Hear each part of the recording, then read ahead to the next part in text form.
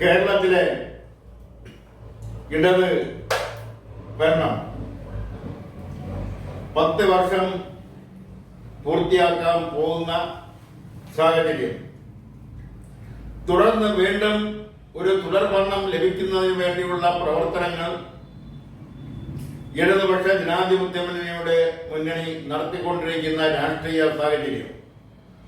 അങ്ങനെ ഒരു തുടർഭരണം ഉണ്ടാവാതിരിക്കുന്നതിന് വേണ്ടി മറുവശത്തുള്ള കോൺഗ്രസിന്റെ നേതൃത്വത്തിലുള്ള ഐക്യ ജനാധിപത്യ മുന്നണി ശ്രമിച്ചുകൊണ്ടിരിക്കുന്ന രാഷ്ട്രീയ സാഹചര്യം. ഈ സാഹചര്യത്തിലാണ് പ്രസിദ്ധ ചിന്തകൻ,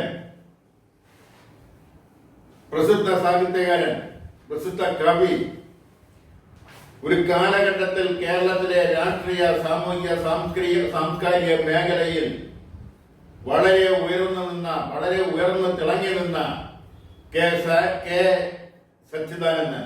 പ്രൊഫസർ കെ സച്ചിദാനന്ദൻ തന്റേതായ അഭിപ്രായ പ്രകടനവുമായി രംഗത്തെത്തിയത്.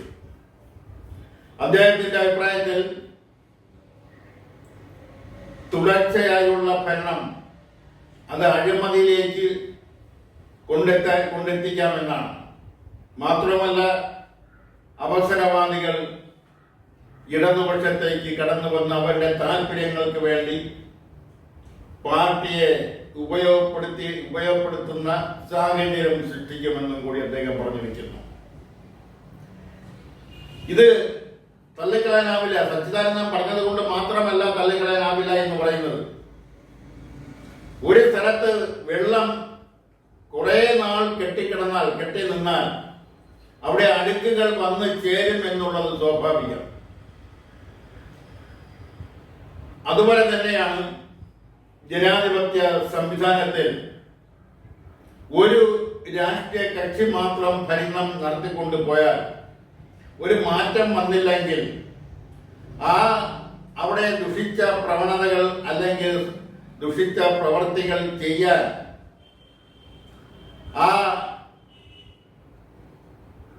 സർക്കാരിനെ അല്ലെങ്കിൽ അതിന് നേതൃത്വം കൊടുക്കുന്ന പ്രസ്ഥാനത്തെ, മുന്നണിയെ സമ്മർദ്ദത്തിലാക്കുന്നതിന് ബാഹ്യ ശക്തികൾ രംഗത്ത് വരുമെന്ന കാര്യം ഒരു ചരിത്ര സത്യമാണ്. അതുകൊണ്ടാവാം സച്ചിദാനന്ദനെ പോലുള്ളവർ, സാറാ ജോസഫിനെ പോലുള്ളവർ, എം.എൻ. കാരശ്ശേരിയെ പോലുള്ളവർ ഒക്കെ തുടർഭരണം ലഭിച്ചാൽ ഉണ്ടാകുന്ന ജനാധിപത്യ സംവിധാനത്തിൽ വരുന്ന വ്യതിയാനങ്ങളെ കുറിച്ച് മുന്നറിയിപ്പ് നൽകിയത്. അവർ പശ്ചിമ ബംഗാൾ ഉദാഹരണമായി എടുത്തു കാട്ടുന്നു. ഒരു പരിധിവരെ അത് ശരിയാണ്. കേരളത്തില് ഭരണത്തിലിരിക്കുമ്പോൾ അല്ലെങ്കിൽ ഭരണം തുടർന്നുകൊണ്ടിരിക്കുമ്പോൾ പാർട്ടിയെ വളർത്താൻ കഴിയില്ല എന്നുള്ളതും ഒരു ചരിത്ര ഭൗതിക വസ്തുതയാണ്. ചെറുതാണെങ്കിലും ഒരു ഉദാഹരണം നമ്മുടെ മുന്നിലുണ്ട്. 1985-86 കാലഘട്ടത്തിൽ CPIM എന്നും പിരിഞ്ഞുപോയി ശ്രീ M.V. രാഘവൻ ഉണ്ടാക്കിയ ഒരു രാഷ്ട്രീയ പ്രസ്ഥാനം CMP, കമ്മ്യൂണിസ്റ്റ് മാർക്സിസ്റ്റ് പാർട്ടി. അത് കോൺഗ്രസുമായി ചേർന്നുകൊണ്ട് കെ കരുണാകരന്റെ മുഖ്യമന്ത്രിയായിരിക്കുന്ന കാലഘട്ടത്തിൽ കെ കരുണാകരൻ സർക്കാരിൽ M.V. രാഘവൻ സഹകരണ തുറമുഖ വകുപ്പ് മന്ത്രിയായിരുന്നപ്പോൾ അതുവരെ കണ്ടിട്ടില്ലാത്തവര് CMP എന്ന രാഷ്ട്രീയ പ്രസ്ഥാനത്തിലേക്ക് കയറി വന്നതും അവർ നിലവിലുണ്ടായിരുന്ന CMPയുടെ നേതാക്കളെ, പ്രത്യേകിച്ചും ജില്ലാ നേതാക്കളെ സാമ്പത്തികമായി പ്രലോഭിച്ചുകൊണ്ട് അവിടെ കാര്യങ്ങൾ നടത്തിയിട്ട് തിരിച്ചുപോയ ഒരു ചരിത്രം കേരള രാഷ്ട്രീയത്തിലുണ്ട്. അന്ന് CMPക്ക് പല സ്ഥലങ്ങളിലും പാർട്ടി ഓഫീസിലും ഉണ്ടായിരുന്നു.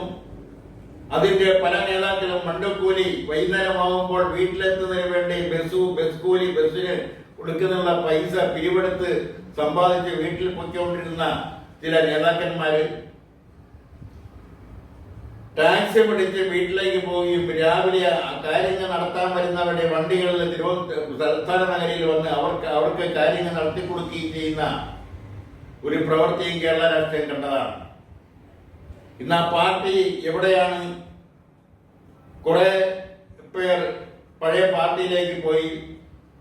ഒന്ന് രണ്ട് ഗ്രൂപ്പുകൾ ഇപ്പോഴും പ്രത്യേകമായി നിൽക്കുന്നു. അതിന്റെ അവസ്ഥ, ആ രാഷ്ട്രീയ പ്രസ്ഥാനത്തിന്റെ അവസ്ഥയിലേക്ക് കൂടുതൽ കിടക്കുന്നില്ല. ഇതൊരു ചെറിയ രാഷ്ട്രീയ പ്രസ്ഥാനത്തിനുണ്ടായ ഒരു അനുഭവം ആണ്. കാരണം ഭരണം കയ്യിലിരിക്കുമ്പോൾ ആ ഭരണത്തിന്റെ ശീതളക്കായയിൽ കാര്യങ്ങൾ സാധിച്ചെടുക്കുന്നതിന് വേണ്ടി ആ പ്രസ്ഥാനത്തിലേക്ക് ആളുകൾ കടന്നു വരുന്നതും ഏത് മാർഗം ഉപയോഗിച്ചും സാമ്പത്തികമാണ് നൽകേണ്ടതെങ്കിൽ അത് നൽകിക്കൊണ്ട് മറ്റെന്തെങ്കിലും പ്രചോദനങ്ങളാണ് നൽകേണ്ടതെങ്കിൽ അത് നൽകിക്കൊണ്ട് കാര്യങ്ങൾ നടത്തിക്കൊണ്ടു പോകുന്ന ഒരു പ്രവണത കേരളത്തിലുണ്ട്. മറ്റ് സംസ്ഥാനങ്ങളിലും അതുണ്ട്. അതുകൊണ്ടൊക്കെ ഇതെല്ലാം മനസ്സിൽ വെച്ചുകൊണ്ടാവാം. അതോടൊപ്പം തന്നെ പശ്ചിമ ബംഗാൾ ഒരു വലിയ അനുഭവ പാഠമായി മുന്നിൽ നിന്ന് തുറച്ചു നോക്കുന്നത് കൊണ്ടാവാം സച്ചിദാനന്ദനെ പോലുള്ള ചിന്തകരിൽ ഇത്തരത്തിലുള്ള അഭിപ്രായ പ്രകടനങ്ങൾ നടത്തിയിട്ടുള്ളത്. ഒരു കാലഘട്ടത്തിൽ സച്ചിദാനന്ദൻ, എം മുകുന്ദൻ, OV വിജയൻ,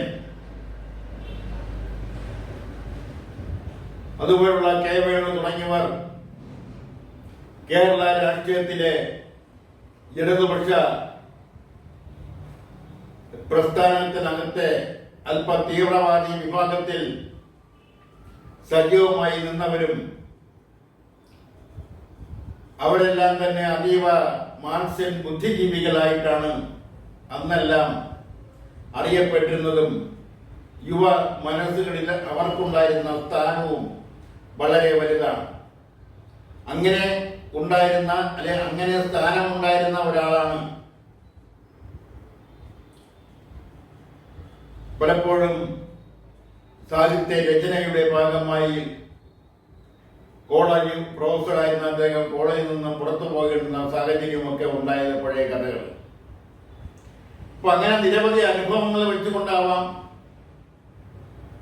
സച്ചിദാനന്ദൻ പുതിയ ഒരു അഭിപ്രായ പ്രകടനം നടത്തിയിട്ടുള്ളത്.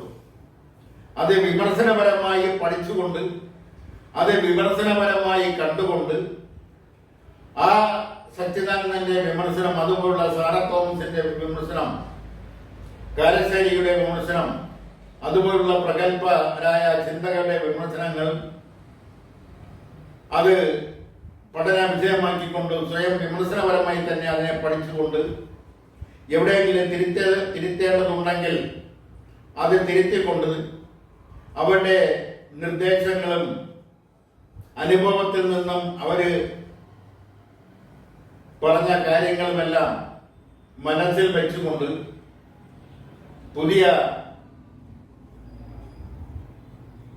നയപരിപാടികൾ ആവിഷ്കരിച്ചുകൊണ്ട് അബദ്ധങ്ങളിൽ ചെന്ന് വീഴാതെ അദ്ദേഹം പറഞ്ഞ സോഷ്യൽ ഡെമോക്രസി അത് നിസ്സാരമായി തള്ളിക്കളയാവുന്ന ഒരു വാക്കല്ല. അതിനെക്കുറിച്ച് സോഷ്യൽ ഡെമോക്രസി എന്താണെന്നും അതിന്റെ പൊളിറ്റിക്കൽ എഞ്ചിനീയറിംഗ് എന്താണെന്നുമെല്ലാം ക്രിയാത്മകമായി വിമർശനപരമായി പഠിച്ചുകൊണ്ട് മുന്നോട്ട് പോകണമെന്നാണ് ഈ അഭിപ്രായത്തിൽ ശക്തമായി ആവശ്യപ്പെടാനുള്ളത്.